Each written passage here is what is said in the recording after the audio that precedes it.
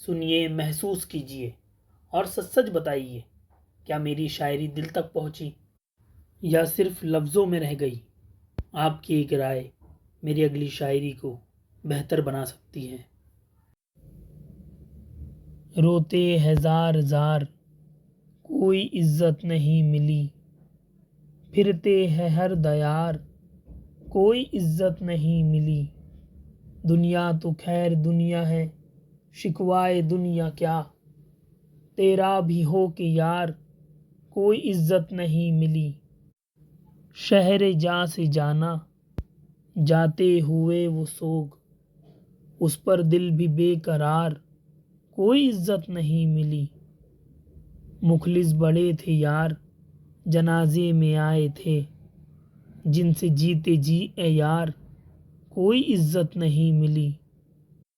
वो इश्क बन कर आए, हम पाँव धोकर भी पी गए, मगर खोकर अपना वकार, कोई इज्जत नहीं मिली। ऐ दोस्तों ये ज़िंदगी है, कोई ज़िंदगी मेरी, ऐ दोस्तों ये ज़िंदगी है, कोई ज़िंदगी मेरी। बनी ज़िंदगी ये खार, कोई इज्जत नहीं मिली। गैरों का दुख भी क्या दुख, और दुख का मलाल क्या, जब अपनों ने किया दरकिनार, कोई इज्जत नहीं मिली। धुतकार दिए मैंने मतलब के पले लोग, क्यों हो कुत्तों का कुछ मयार, कोई इज्जत नहीं मिली।